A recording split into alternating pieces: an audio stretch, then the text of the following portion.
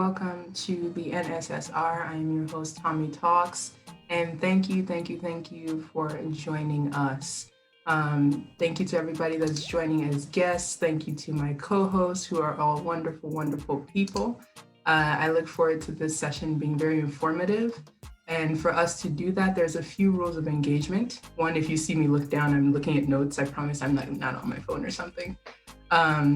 And the first thing I wanted to say about rules of engagement is just a disclaimer is that, everybody on here is a medical student that just cares about bringing up people around us and bringing people up the way we came up and even better. To that end, we're not pre-med advisors, we're not medical student advisors, so definitely always consult those people when you have questions. But bear in mind, we're just trying to share our experiences and enrich you with as much information as possible. So that's one. Two is that this is recorded and the highlights of this are going to be shown on my YouTube channel. That's the NSSR, the Not So Smooth Road. But what I'm doing is when I record a Zoom session, it doesn't show the names of people. And I've also hidden people that are non-video participants. So if you are not comfortable being recorded, definitely just keep your video off. I'm not offended by that. I do it all the time. It's completely okay. Additionally, if you are not okay asking questions audibly, feel free to use the chat button to ask questions. I will monitor the chat as we keep going. And I will also monitor my Instagram, that is the Not So Smooth Road, just all one big chunk of fragment. And I'll monitor DMs there. If you send me a DM by Instagram, I would read it anonymously. So that way, if you're not comfortable sending a chat through Zoom, you want it to be anonymous, I will read it that way as well. I also have the pre-recorded questions from the survey, the RSVP, and we'll order those first. So the order of questions for each segment is going to be the pre-written questions. Then we will alternate one audible question with one chat question, if that makes sense. And then what we'll do on that end is once somebody asks a question or once I read a question, only 2 medical students can answer that question. So that way we keep with the time and make sure that we get as many questions rolling as possible. And I will also restrain myself from trying to chip in, but definitely going to chip in a lot of encouragement here and there as well. But that will just help us get with a good flow and get as many questions answered as possible. Good. The next thing that we're going to talk about is, we're medical students who just want to show our experiences, but to that end, we're not going to know everything. And so if we don't know, we'll tell you we don't know, but we're very happy to connect offline and find out that information for you, also connect you with other people who may know a little bit more about that specific question, especially if it's more personal. Definitely to that point, definitely follow everybody here. We will share in the chat our social media /email /other contact information. And as always, please follow the Not So Smooth Road because that's one way I can funnel you to all these people that we're talking to today. The next thing that I was going to say is we have a couple categories based on the questions that you guys submitted, which thank you guys for submitting all these questions. They were wonderful. I've made a couple categories that we're going to follow and organize our questions under for today. So the first category is going to be the MCAT, which is a big black cloud that's hanging over everyone's head. I understand. The next one is going to be the application process. The third one is going to be actually about the experience of medical school. And then the fourth one is going to be general /miscellaneous /very niche questions. Does that all make sense? Alrighty, so the first thing I will do, I'll just run through and check our participant list here and see who's on. Yay, my wonderful co-hosts are almost all here. And I will have them introduce themselves first, and then we'll go from there. And if the last co-host comes in, I'll have him introduce himself as well. All right, take it away, guys. I see Felicia first. Go ahead. Hi, everyone. I'm Felicia, a fourth-year medical student applying to emergency medicine. I'm in school currently in St. Louis. I'm a non-traditional student myself. Took 3 years off in between applying for medical school and actually starting. I'm glad to be here. Thank you. I see Kafayat is here. Hey, girl. Hey, what's up? Can you hear me? Mm-hmm. Okay, so I'm Kafayat. I am technically a fourth year, but taking I don't know what to call it, year, elective, like clinical elective year. So I'm not applying this year, I'm going to apply next year. I am at Mayo with Tommy, and let's see what else. What else did you ask? Did we include? I guess the only other thing is how long of a gap year? I took a little bit over a gap decade. So yeah, feel free to ask questions. Sweet. Thank you. Thank you. Iloho or Eloho, sorry. Um, feel free to introduce yourself. Oh, wait, I Great. think you're still muted. Oh, there you go. Yeah. Yeah, I can hear Okay. you. So I'm Aloho. I am a fourth year at Brown University and I'm applying into OBGYN this cycle. Also took a couple of years off between undergrad and medical school to do a few things and get another degree. And I'm also an MCAT teacher. So All the MCAT questions are coming to you. I'm ready.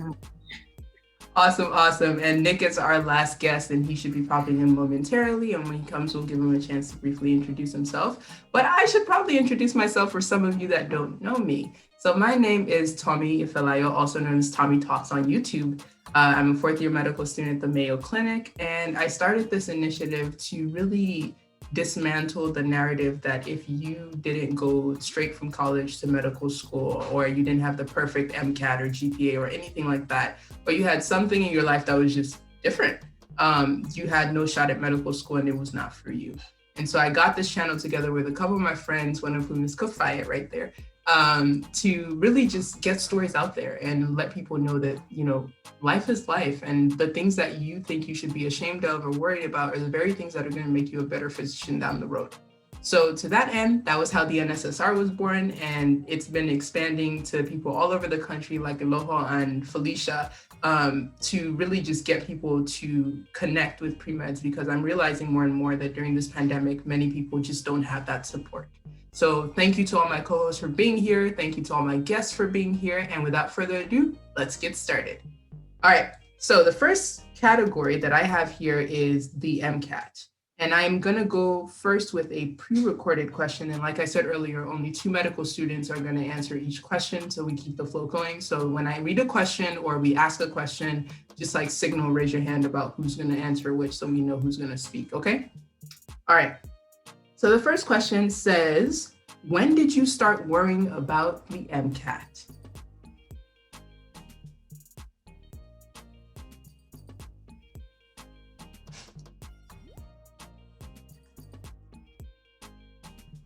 Don't all answer at once. Okay, I can go. So for me, I knew like junior year is when you're supposed to take it to be on time, technically. I knew I wasn't ready then. I didn't even finish all my prerequisites. So I feel like it was kind of different for me. I just knew I wasn't ready. So I graduated from undergrad, and then I was looking specifically for post-bac programs that were geared towards teaching people towards the MCAT, because I did take a Kaplan course my senior year of undergrad.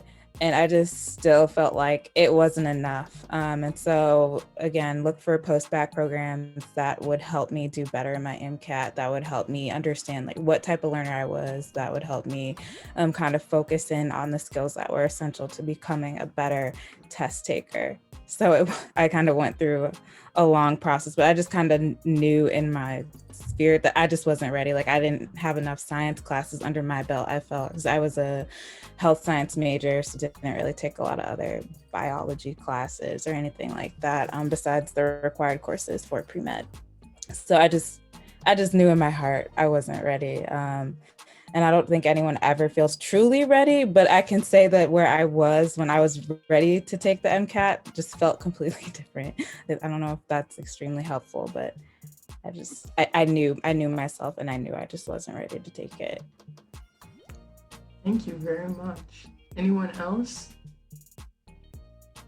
I can answer like a related question in terms of when should you take the MCAT, because when you take it, very much varies. And like Felicia just described, there's like the time if you want to apply straight through when you should start thinking about it. But if your path is not as, streamlined as that, that's going to vary. But take it when you are ready and when you are consistently getting the scores that are showing that your trajectory is moving towards the score that you're aiming to get.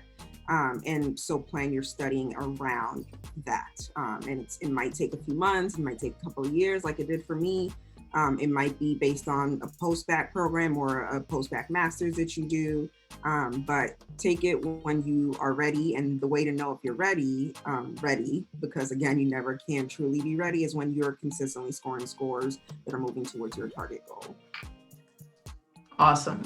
So I think what I'm getting is the main thing that's going to predicate when you start worrying about the MCAT is when you plan to apply to medical school, and kind of framing it relative to that. Is that all consensus? Yes. Okay. All right. Let's see. First off, does any of my guests have a question that they would like to speak or read out? If so, can you click the raise hand button so that way we can invite you up? I keep thinking this is Clubhouse. Oh my God. No? All right. I will also check the chat. No questions yet. All right. So I will go to another MCAT question that was pre-submitted.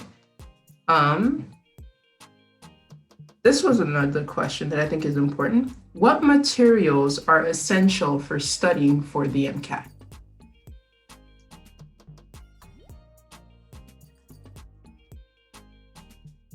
Everyone tries to cringe and remember 4 years ago.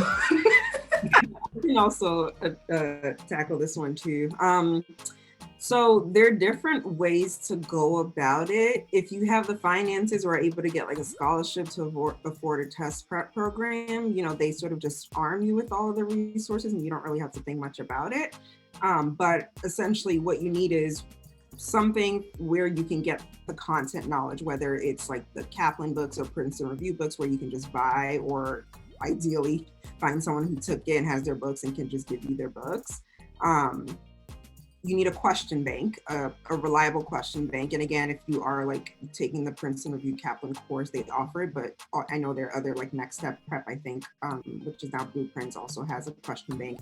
UWorld, I recently discovered, is a really great question bank for MCAT. We use it a lot in medical school, so I dread it a lot, but a lot of my students are now using it because they're finding that the questions and the way that they explain them is really good. And so having a question bank, because you don't want to just do full-length practice exams, you definitely need to do questions every single day, not just reading the book, because you can learn all you want, but if you don't know how to take a standardized test, then you're not going to do well as you want to. So definitely having a standardized question bank. And then the material provided by the AMC, they provide some free stuff, they provide some discounted stuff if you're qualified for the assistance program, and there's stuff that you can buy, including their full-length exams. So you definitely want to take full-length exams. I usually say, at least like 5 or 6, because that full-length exams just to give you a sense of like how you're doing over time. But as much as you can afford, I honestly would be best to take practice tests, and definitely using the AMC practice test is like as you get closer and closer to your real test, and then you can also just buy practice or take free practice tests. I think Kaplan, Princeton Review, Next Step, I think they all allow you to do like one free full length test. So those are really the key things: your question bank, your full length tests, and then wherever it is that you're going to use to study materials, whether it's the books or Khan Academy, the various places where you can actually go and review content. Those are really the key. Yeah, and I would echo everything that Eloa said. In my situation, I used, in terms of reading material, I used exam crackers, and then I took a couple of practice tests, and I wasn't happy with my score. I was able to afford a Kaplan prep process, and it was a virtual one.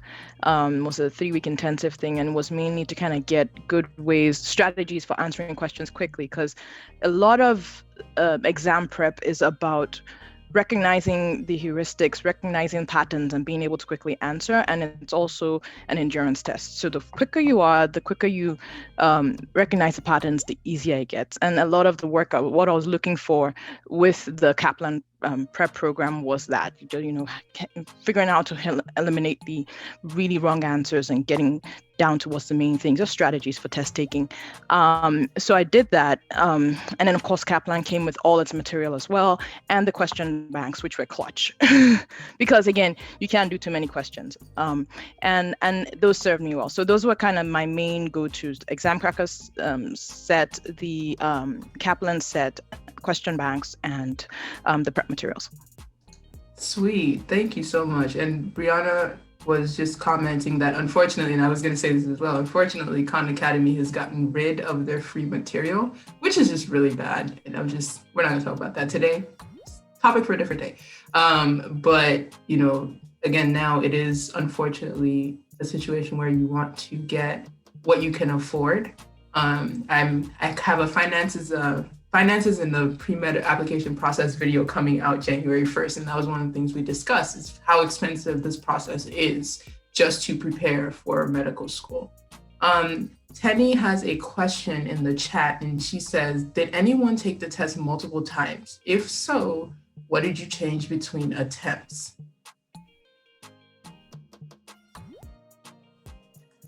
I can also address that one. And also just regarding the whole Khan Academy one, I do believe that AMC said that they were absorbing that information. So you might want to look into the AMC website to see what they were doing there. Yeah, I took the MCAT 3 times, and the first time I took it, I was an undergrad. I think it was like I was trying to apply straight in, so I took it junior year.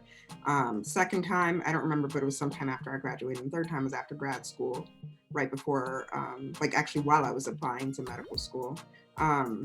But what I did differently is that grad school made a difference for me, because I think what was different about my grad school is I was a post-bac master's, and so it very much is geared towards those who are applying to medical and dental school, and so they're really trying to get you in that mindset, and that really put me in the mindset of studying for the way that you need to study for medical school, and really for the MCAT as well. And so when the first 2 times that I took the MCAT, I was just reviewing content, and then randomly doing practice exams. I didn't have any structure. I wasn't doing practice questions regularly.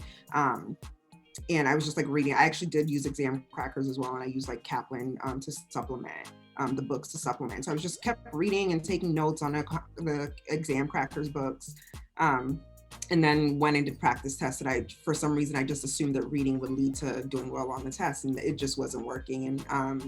And so what I discovered in grad school was how best for me to study, and that was not just reading, but also being able to visually imagine the material, and also being able to repeat it myself as someone who, when you learn something, you can teach it back to a peer or just talk to yourself, honestly. But that's sort of what grad school made me do. And so I applied that to the MCAT in terms of being able, and when you're doing practice questions, that's also another way for you to sort of teach back the information that you're reading. And so I applied that to the third time around when I was studying again. And so it wasn't just, and so I spend the majority of my time doing questions, not just reading, not just reviewing, not just looking at flashcards. Those are helpful, particularly for the random things like the amino acids that you need to memorize. But in the grand scheme of things, if you don't know how to apply it to the questions that they're going to be asking, or in the way that they're going to be asking, it's pretty much worthless. So that's really the big shift that happened the last time that I took the MCAT.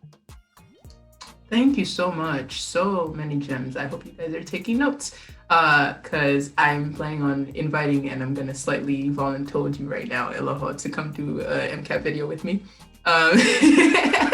in your free time after match day.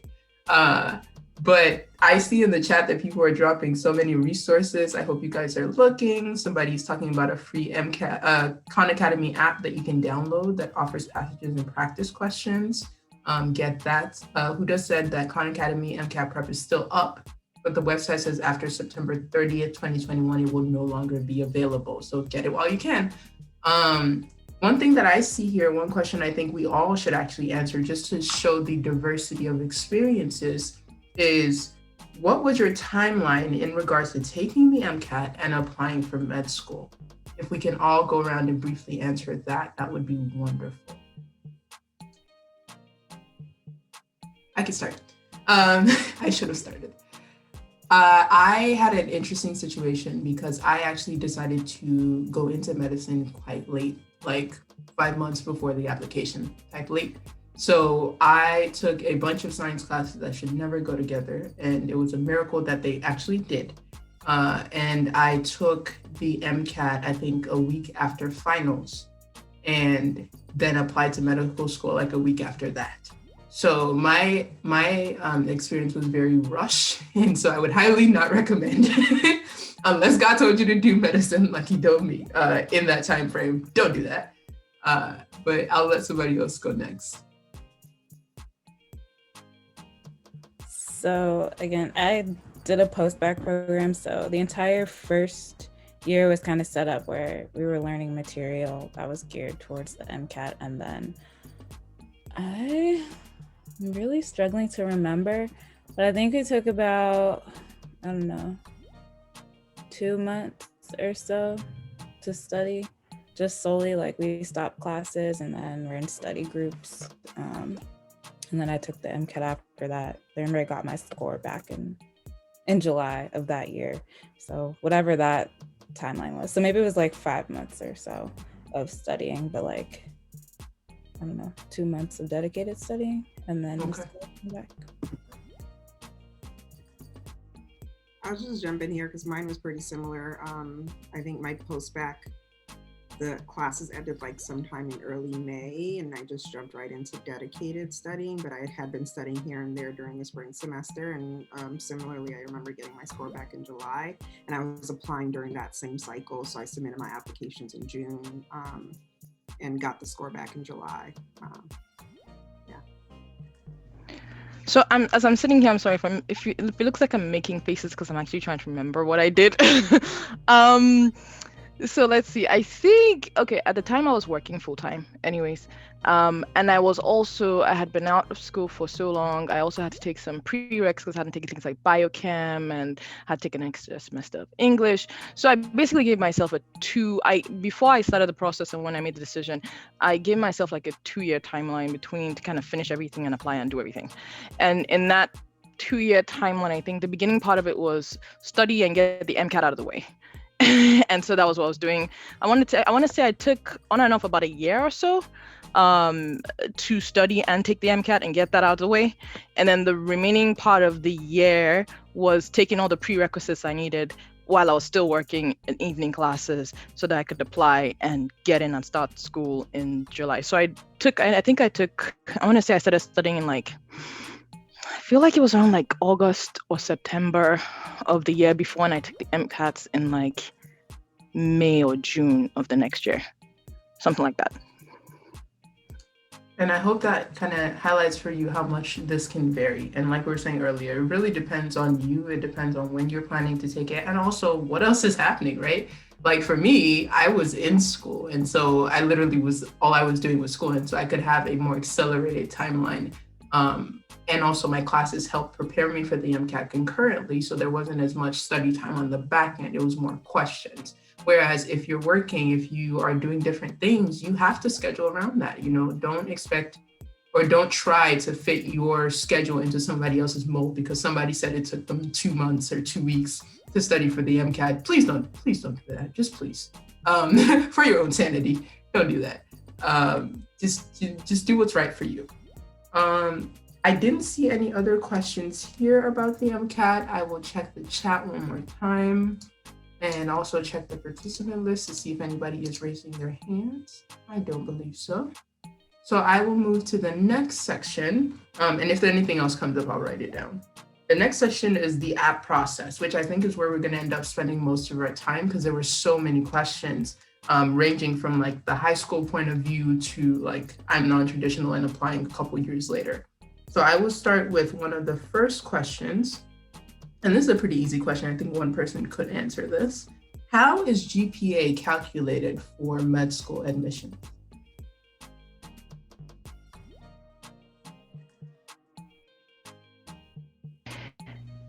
I mean, I'm trying to make sure I understand the question. So you have your GPA that you come out of from college, and that's your GPA. And then there's also a science GPA that they calculate separately. those are the two that I'm aware of. Is there something else you're thinking of from a GPA calculation perspective? Nope, that's it. I think just being aware of the fact that those two things exist, but then I think also mentioning, if someone could, how that's affected, say, by a post-bac versus a SMP, which is a special master's program, which ones are changed, which ones are not. I think that would be a good thing to highlight. Yeah, I can talk a little bit more about that since I did the master's, and I was intentional about doing the master's because I had taken all my pre-medical requirements in college. But yeah, and also the way that they calculate GPA is not the same way your college calculates it. When you put it into MCAS, it like does it for you. So all the weighing that your college does with GPA, it doesn't take any of that into consideration. It does it on its own. And yes, there's a overall GPA and there's a science GPA. And then there's a undergraduate classes GPA, and then there's a graduate classes GPA. So if you do a post-bac where you don't get a degree out of it, like you don't get a master's degree out of it, and it's really just to fulfill pre-medical requirements, that's going to count towards your undergraduate GPA, so it'll count towards the science GPA. But if you do a special master's program, it's a completely separate GPA for graduate school. So I ended up having 3 different GPAs, one for overall undergrad, one for science undergrad, and one for graduate school. Thank you very much. Yes, ma'am, go ahead. Can I just add one more thing?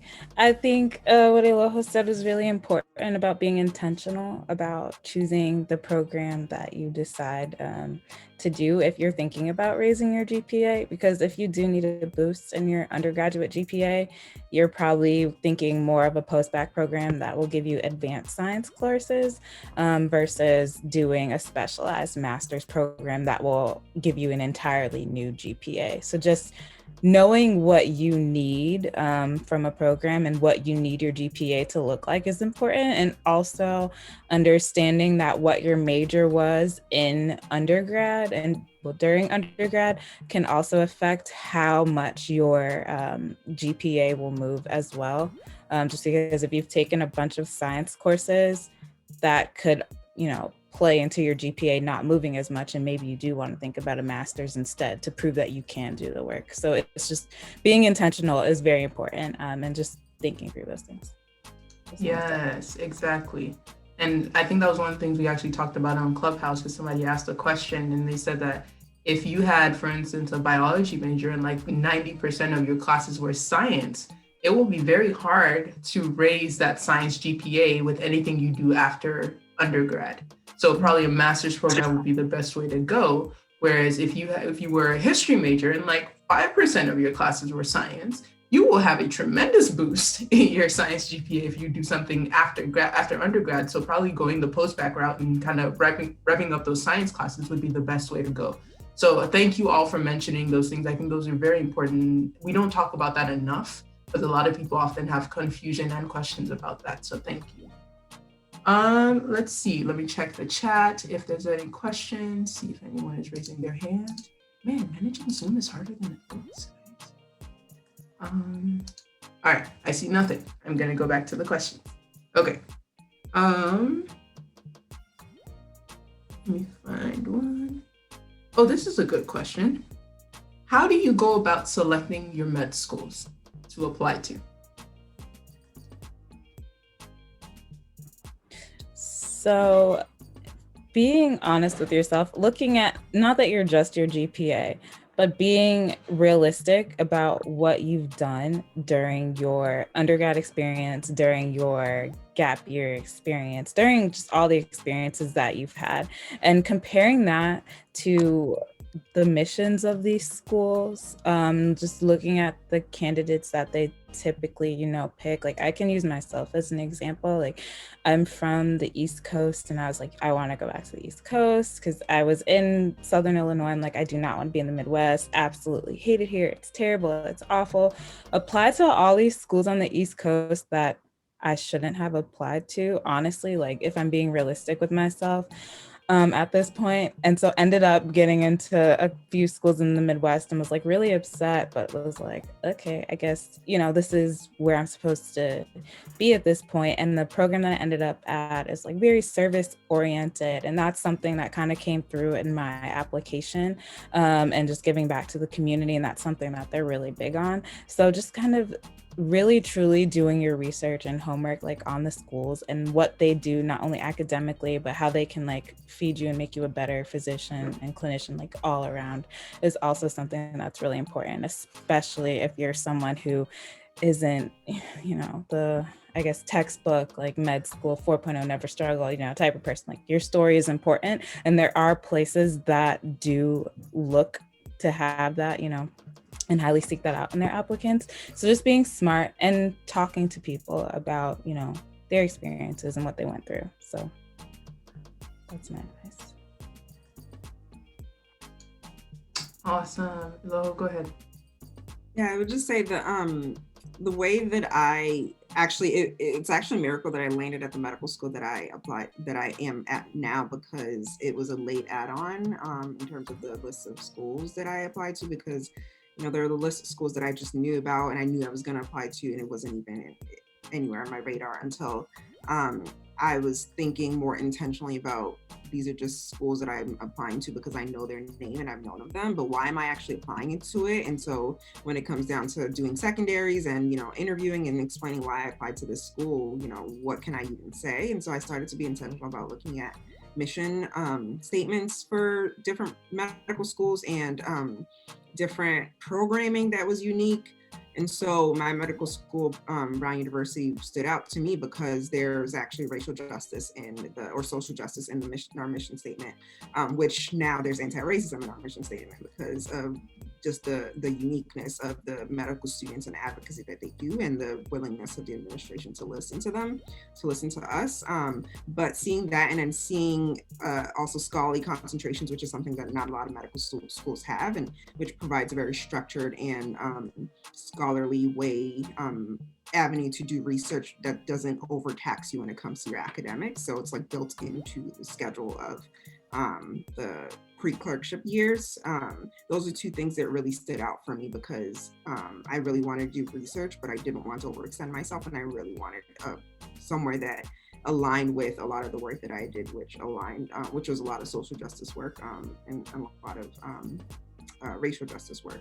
And so finding that within the mission statement and within the programming and the types of academic environment that I could decipher from the website, which for a lot of medical schools or a lot of schools in general, it's hard to do that, but Brown just happened to be really good about advertising that on their website. That's how I ended up discovering it. And so I added a few more schools onto my list because of that, like finding out, by knowing more about a mission statement, I can actually find where really would be a good place for me.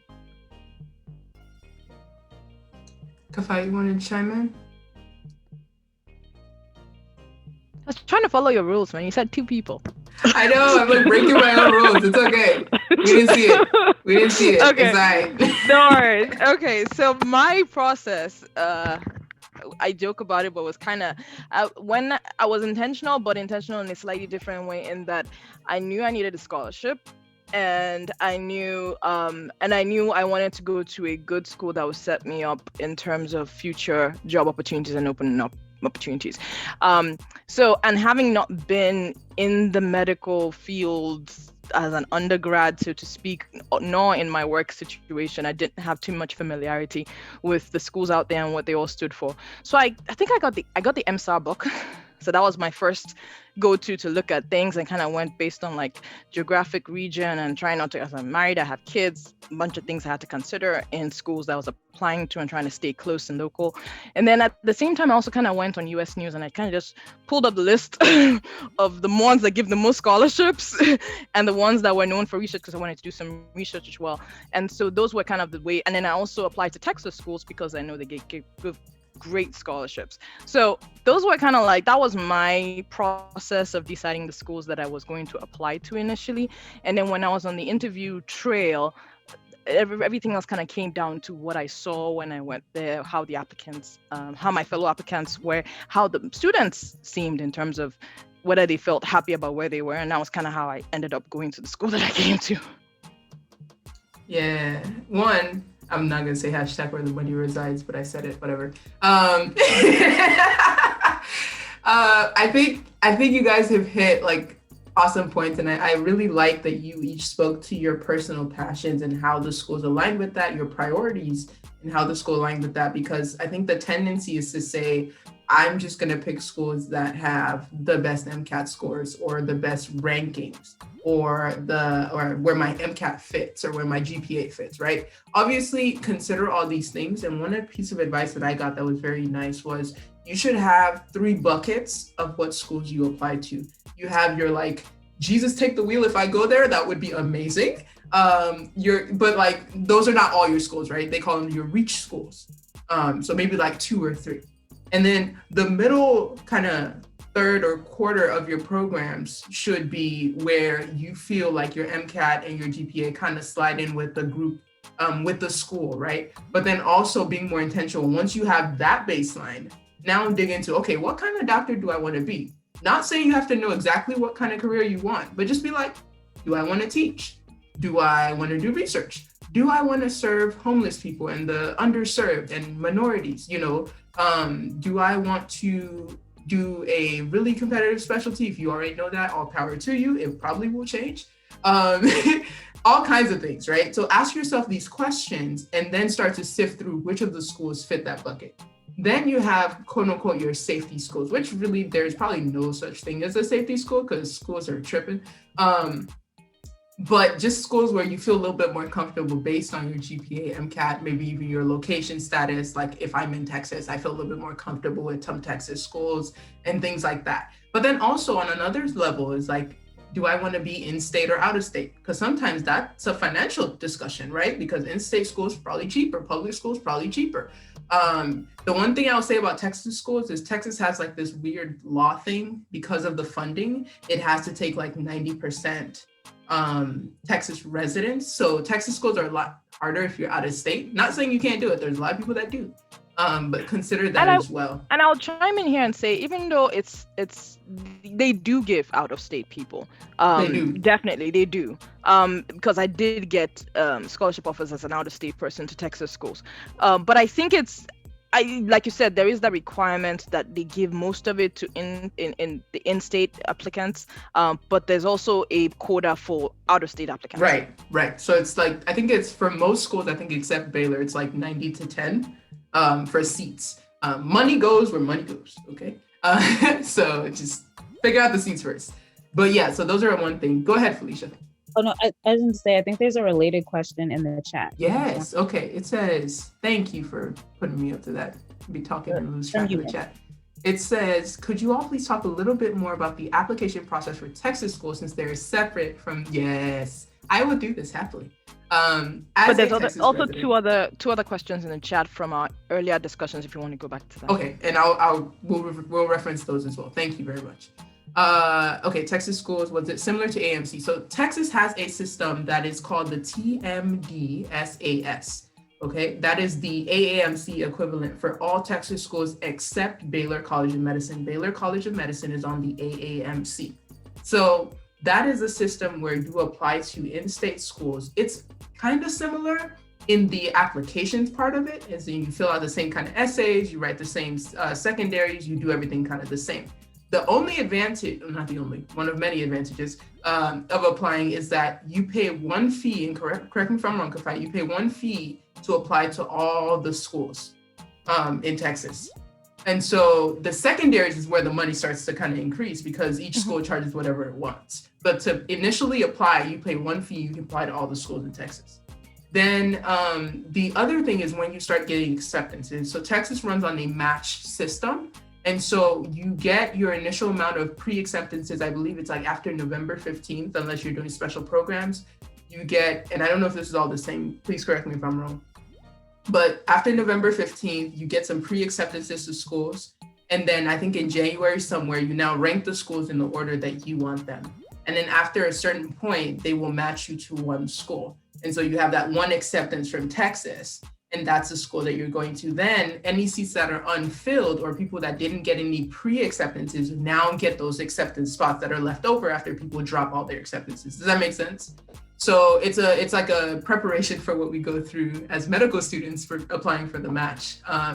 But it's a very nice system, I think, in that it really does open seats up early. And the Texas system is much more accelerated compared to the AMC. So a lot of times you'll start interviewing around August, September in Texas, or at least the interviews will start rolling out.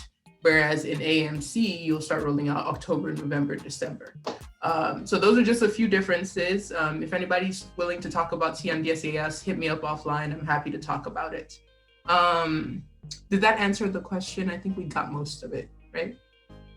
And someone said same for DO. I'm not sure about the DO program. Go ahead, Loho. I'm gonna add that because AMC is for MD for allopathic. You have to do a separate application, but pretty much similar system for osteopathic. That's the ACOMIS, right? Yeah. Okay, perfect. Alrighty. And going back to those questions, thank you, Kafayat and Felicia. Okay, somebody said, did anyone's post-bac have linkages to med schools? If so, what factored into your decision to attend or not attend a linkage school? Can anybody talk about that? Yeah, so the post-bac I did had a linkage program. You needed a certain GPA and MCAT in order to get in. I met both of those, so I got in. That was my acceptance. Just the school itself, the way that they taught their curriculum was problem-based learning, and I thought that was cool, but I didn't know if I wanted to go through my entire like medical school, career doing PBL, as I call it. And then it was also just a weird location. Like I didn't want to be that location. I didn't think that the community that the school was in was one that I really wanted to be a part of, or one that I wanted to serve, like, moving forward. I didn't think that they had enough there to truly feed me to being the physician that I know that I want to be. So that was truly why, like, at the end of the day, you need one acceptance. And if I didn't get in anywhere else, I would have been completely fine going there. But because I had options not to, I chose not to, because the other programs fit me better. It wasn't that the school is a bad school or anything. It just was not what would serve me best at where I was in my life and where I saw myself going in the future. But again, if that's your one acceptance, you go there. And honestly, you make the best of it. And it would have been fine, but I got into places that fit me better. Thank you. The second question on the chat relating to that says, how did you start searching for a post-bac or master's program?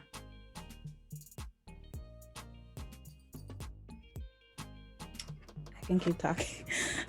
So for me, I was a year or so out, maybe a few months out from graduating, like 6 months, 5 months or so. And so during undergrad, they kind of had sessions where they would tell us about different post-bac programs that the school like endorsed, kind of. So if your undergraduate institution has a strong pre-medical department, or advising department, I'd say you can start there. Even if you are an alumni, I'm pretty sure you can reach back to your schools and they'll still help you, because I know that's what I did. So they just have an entire database of post-bac programs that they had compiled and that alumni had gone to in the past and had like given them reports on. So I'd say definitely look at your pre-med advising office. I know that that's what I did, and kind of going back in my notes, the program that I ended up going to was a program that I had gone to a presentation on previously and completely forgot about. So I'd say definitely do that. And then the AAMC has an entire database itself for where to look and where to start as well. And I think, Iloho, I think just dropped it in the chat as well. Yeah, that's where I went. I literally just Googled it, post-bac pre-med, and that was the first link that popped up, the database. And so you can filter it based on if you want, if you're looking to get undergraduate credits versus a master's. And so that's how I found it. And I was actually very, in terms of how I chose mine, I didn't do mine. I don't think technically has a linkage, but has a track record of matriculating students to certain medical schools, including their own. I did the one at Boston University. It's a huge program, and they have a good track record of also accepting some of their post-bac students as well, because it's their master's curriculum is like tougher than the medical curriculum, so they know their students well enough. But I filtered it based on masters, and so I really was only looking for programs that weren't too niche-y, because I know there's some post-bac programs that are like mine was just medical sciences. There's some that are like specific type of research or specific type of track, and I really wasn't looking for anything like that. I really just wanted to do some pre-med courses and move on to medical school. Didn't want anything fancy or anything like that. But this database is pretty good because it has those details about what's the master's going to be in if you do it. And I don't know too much about because I wasn't looking at the baccalaureate programs. I don't know too much about the types of details that it has, but that's a good place to start in terms of finding out if post-bac programs have linkages and what the requirements for the linkages and things like that. Y'all are giving me homework. I'm like, go look up post-bac and all this stuff so I can make a video for it and give information to you guys. But I think that's what I'll probably do, is find people and talk to people like yourselves who've been through master's programs, post-bacs, and really get a video together to share that information. Because it is a lot of stuff to navigate and read to, especially if you don't know. So we'll work on that too. I want to do rapid, go ahead. Sorry, go ahead. Just one thing I forgot to mention is that in terms of linkage programs, there are actually some post-bacs that have linkages to multiple medical schools. Like there's one of the post-bac programs that links to Brown, links to several different medical schools. And so it's sort of like you need the MCAT and GPA to qualify, but then like you can rank, which medical schools you want to go to, almost like a match process type of thing. But that's also something to think about as well, so that if you're looking for a linkage, but you want to expand your options, I think that one's called Goucher. It's somewhere in DC, or Baltimore, but it's, at least you get a linkage, but you get options with the linkage. Thank you. Y'all take notes. These people know their stuff, okay? I want to do kind of a rapid fire section really quick. I'm going to pick who to ask these questions and I want you to answer it, okay? Briefly, let's say like 30 seconds. Eloho, somebody asked, as a non-traditional individual who's pursuing their post-bac, what advice do you have? Advice, I would say find the post-bac that fits what you're looking for, because it's going to cost money, unfortunately. So if you need credits, or if you're just looking to sort of get that leg up in your application process, with another degree and with some research and you're under your belt, find what you're looking for. And then also treat it as like a preview into medical school in terms of the rigor, in terms of how you're going to use it as an opportunity to learn how to study and how you're going to approach classes, because it's specifically tailored for those trying to get into medicine. And so might as well use it as like a trial. Okay. Hafayat, I'm going to go to you. This one says, I lost my question. Okay. Is there a possibility that someone on a non-traditional path can get accepted into medical school without the best GPA in earlier years? I'm not asking you because this happened to you. I'm asking you because you know about admissions. Just for clarity. Don't anybody come for me. Well, yes. I'll put it this way. There is a certain, when you're going through admissions process, and as you said, I'm part of the admission process, most schools kind of have a screening GPA that they cannot go below. I don't know how low or how low the GPA is, but that's one of the things that just kind of automatically kicks some applications out of the process, and you don't even get to see it. It doesn't go to the next level. But once you get past that level, yes, there's absolutely, if they tell you this is their cutoff and this is the cutoff for all our applications, then it's definitely it's applicable. You will still be considered, and everything else now rests on everything else in your application, because your application is not just your GPA, it's your MCATs, it's your prereqs, it's your letters of recommendation, it's everything else. So I would say advice in terms of, if you have a slightly lower GPA, look at your schools. The schools schools that you're trying to apply to, look at their cutoff GPAs, look at their average, what is the cutoff, and then if that meets that, then you look at the rest of your package and consider that, and don't just automatically knock yourself out of the running. Does that make any sense? Yes. Thank you. And one thing I will also say is network. This year especially has given us a chance to really interact and interface with people who we may not see beforehand. So if there's a place you're looking at, you don't know if they have a cutoff, ask medical students who go to that school, DM them on social media, connect with us. We may know people at those schools and get that information for you. And really just, show your interest, because sometimes you never know, shoot your shot, So that's one tip I would also add. Okay. Another rapid fire question. Ooh. Oh, this is good. Felicia.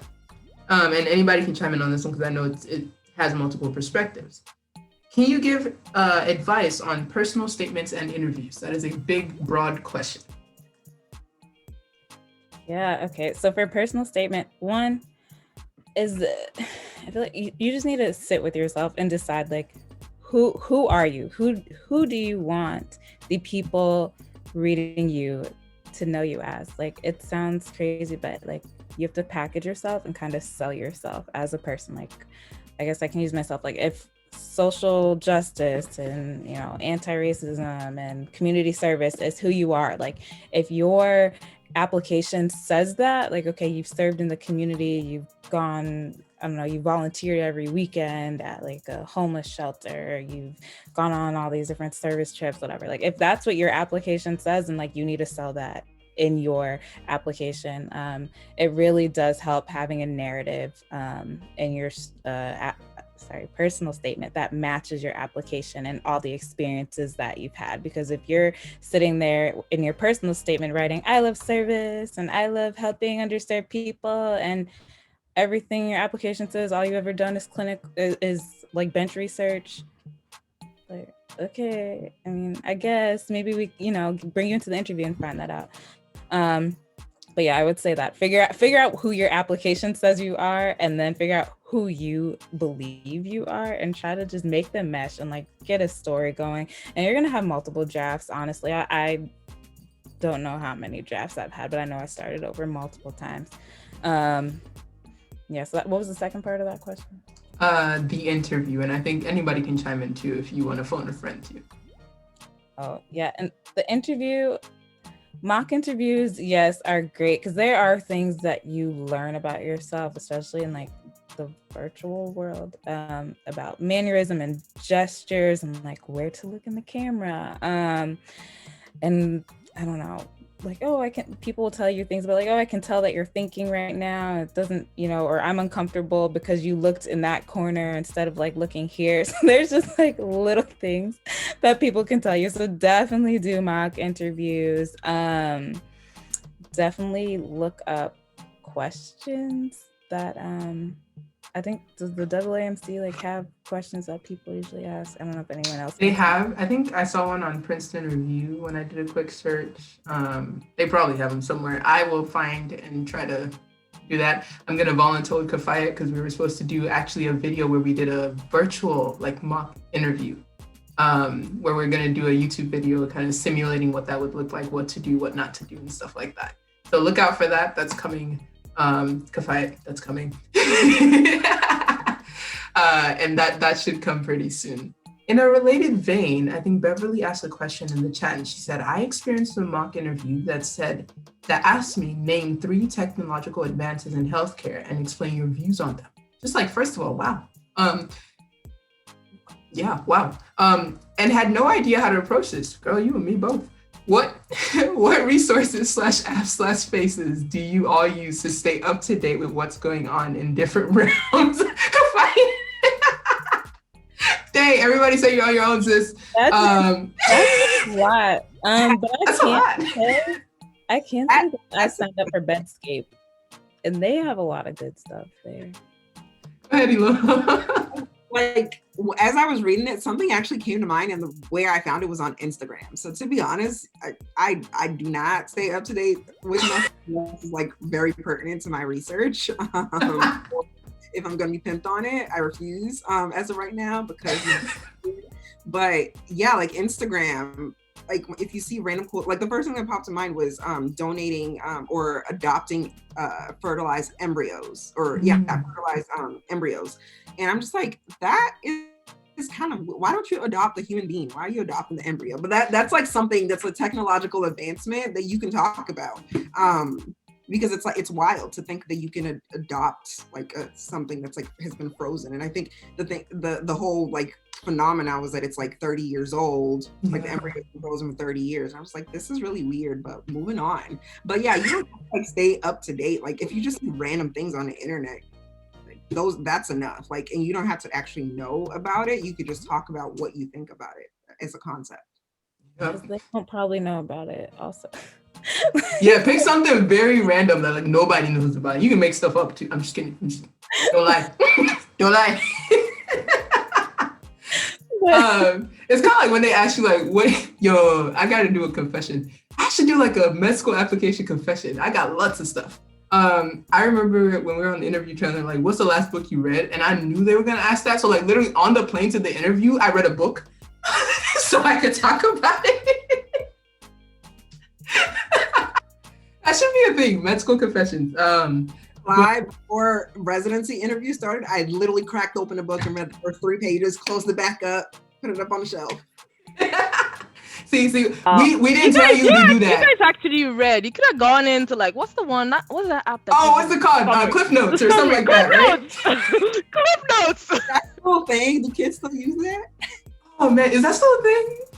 I think it's still a thing. I know I used it for my English class that I had to do. Oh yeah, straight up.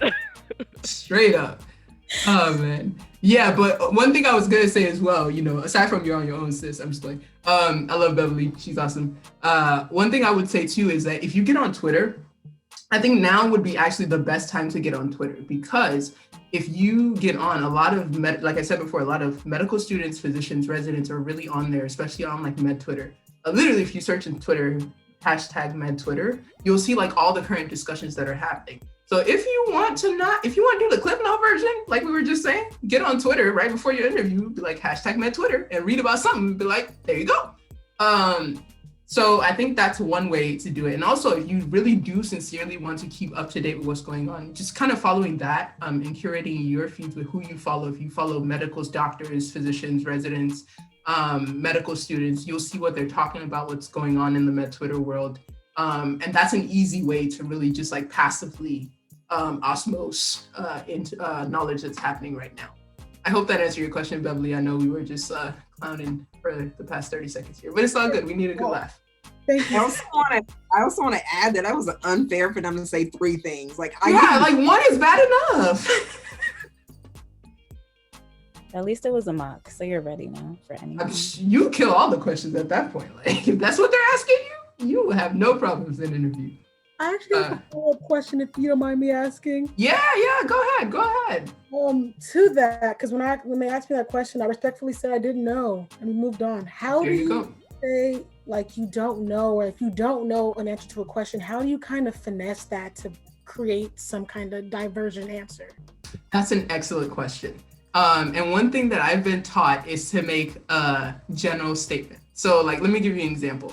If somebody says like what you said, give 3 examples, I would say, you know, there's a lot that's been happening in the medical world lately. There's been so many advances that are just insane to even keep track of. You know, one thing that I was thinking about is maybe if they started, and let's say I'm interested in OBGYN, right? We're gonna drop the Twitter soon, Brittany, I see your message. Let's say I'm interested in OBGYN. You know, one thought I had is, what if they start transplanting wombs? And that's something that I might Google and actually get back to you about. I would love to send you an email after the interview to talk about what I find. See that? I made some up off the spot. They're probably doing it, but I made it up. You finesse by making a general statement, alluding to what they said, but not really say you don't know. And then you also make a connection touch point, because then you have something to email them about later on. Even if you have no questions, you can talk about womb transplants and be like, I didn't find anything, or I found something, right? So I hope that answers your question, Beverly. Was it you that asked that? Yes, thank you so much. That was really good. Thank you. Okay. Yes, it is all about finesse, Eunice. It is all about the finesse, okay? All right. Any other comments from you guys before I run into another question? Brittany says, drop the Twitters if you have them. Yes. My Twitter is at Tommy Felayo. And everybody else is going to put theirs as well. All right, while we're dropping Twitters, let me read another question. What time is it? Oh, yeah, 1 minute. Anybody down for 5 extra minutes? Is that okay? Okay, perfect. There's so many questions on here. I don't think we're gonna get to all of them, but what I'm gonna probably do is have a Q&A video where like we can like, I'll send you all the questions, guys, and then you can type up answers. I'll do a Q&A video and kind of address all these questions that we didn't get to. This is a very good question. What are some tips, and I think this applies to everybody, what are some tips that you guys have just to stay motivated in general? Because I think it's fair to say for all of us, we've been at times where like, I'm not feeling this, or I'm tired, or it's a wrap. So what are some tips that you guys had if you could give somebody in this journey to just stay motivated and stay encouraged? And anybody can answer. We're breaking the 2 people rule. This is where I feel like Twitter is great in terms of my Twitter and just following people and seeing like all the awesome things they're doing. For me, that just makes me really excited. Like, you know what your why is, or you should know what your why is if you haven't, thought about it. But yeah, just like knowing what I want to do in the future and what community I want to be able to be a part of and serve, and like the life that I envision for myself. Like those are the things that keep me going, because I'm like, you're tired. I mean, at the beginning of the journey, you're tired, and you just only get more tired, unfortunately. But if you remember like all the stuff that you want to accomplish, all the things you want to do with your life, and just have this idea of where you want to be, like that can really help motivate you. And seeing people who are where you want to be also helps you remember that there is a light like at the end of the tunnel, and that this is a continuous journey, and that once you get to where you think you want to be, there's always another point where you're going to want to be, so like embracing the journey as you go along, because there's going to be a point in time where you wish you were back, like just studying for a test and not having to worry about a million things at once. Like it sounds crazy, but it all does kind of come back. Thank you so much, Iloho. Yeah, I echo all of the above. I agree 100% with Felicia. The other thing that also keeps me going, which is kind of unfortunate, is like when I hear about stories about where the medical system has failed, and I'm just like, well, now I got to work twice as hard to be a doctor so I can make sure that doesn't happen to my patient. Like that is also another thing that keeps me motivated, because one of my biggest passions is health inequity and lack of access to care, and that leading to poor health outcomes for those who otherwise would have been fine. And so hearing stories of that is also something else that unfortunately keeps me motivated, because I want to be part of the solution, not part of the silence. Amen. Kafayat. So I think things that, like you said, you have to kind of remember, keep in mind what made you start this journey to start with, because it's a long road, it's a marathon, it's not a sprint. And so there'll be times when you will be like, why did I do this again? And then there'll be times where you're like, this is why I did it. You just have to remember to keep that in mind. You also have to have other interests outside of medicine that you cultivate and you keep track of and you keep doing, because it's very easy to get sucked into just medicine, and your life is just medicine, and everybody else just kind of loses track of you. You have to find a way to stay connected to something outside of medicine, whether it's a hobby, whether it's church, whatever it is. Keep it there. Continue to nurture that as well, and don't let everything else fade into the background. And those are kind of the main things. And just kind of like keep yourself grounded. Have people around you that'll slap you and you're behaving funny. I'm like, what the heck's wrong with you? Behave yourself, and slap you back. So Kafayat has slapped me back many times. Thank you. And then also I see that Nick has joined. Nick, do you want to pop on and say some words of encouragement? I didn't see you before. Sorry, man. Hey guys, I'm so sorry. I've been running around all day. I'm about to go back to Galveston this weekend, so I've been just trying to get everything ready. What was the question? The question was, for somebody that's going through this process, what are some tips of yours for them to stay encouraged? Okay. I was kind of listening to what Kafayat was saying, and it's basically that's basically all I had to say as well. Is like having something to do, especially outside of medicine. I think that as going into this profession, it's going to be a large part of your life. We cannot let it be all of our life. There has to be something that you're more than just a doctor. You're more than just that. You're more than just preparing to be a physician. You have other interests. And also what Felicia was saying, I think I also do as well. Even now, like I already have a big interest in PM&R, which is physical medicine and rehabilitation.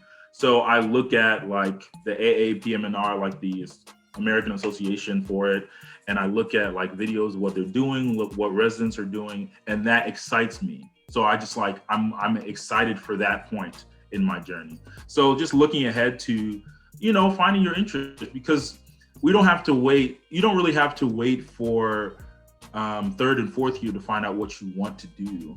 But go watch a video, a day in the life of this resident or whatever, and see what you're interested in, see what gets you excited. And that excitement will help you continue through the journey. I think it's really important to see like what gets you excited about medicine. Like you're here for a reason. You're excited about something concerning this field. If you find that, you hold on to that, you're able to get through the hard parts. Thank you. And I would just lastly add that I say this every time I'm on a platform, but you had an identity before you started applying to medical school. You had a value before you started looking at medical school. Before you even thought about medicine, you were a whole person. And it's very easy in this process and the type of people that medicine attracts sometimes to tether our worth, our value, our success to a grade or an acceptance or an interview or whatever. And I would remind you that you are somebody before that, and definitely, please, Kafaya made a Twitter. Sorry. Y'all don't understand how big of a deal that is. That's why I interrupted my statement. Sorry.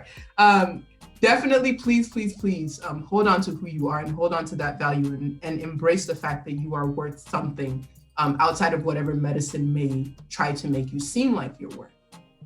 You are somebody that is loved by God, and that in and of itself should be enough for you to be encouraged. So just to set that encouragement out there, and lastly, thank everybody. Thank you guys. If you guys are interested in us doing this again, send me a DM on Instagram and let me know, because I would be happy to set this up again with more medical students, different medical students, whatever y'all want, whoever has time. I would love to do this again and really get people's questions answered. But thank you all. Thank you to my co-hosts. Y'all are wonderful. I am so grateful for your time, because I know that this is not just a one-time thing. They're really opening up themselves to you guys to be connected.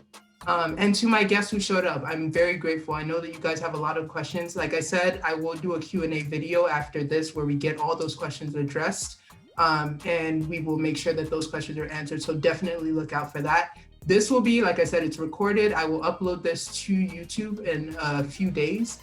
So look out for that as well. And for anybody that you know will benefit from watching it, definitely send them over. It's going to be on the YouTube channel. The YouTube channel might look a little bit different. Take a peek and tell me what you think.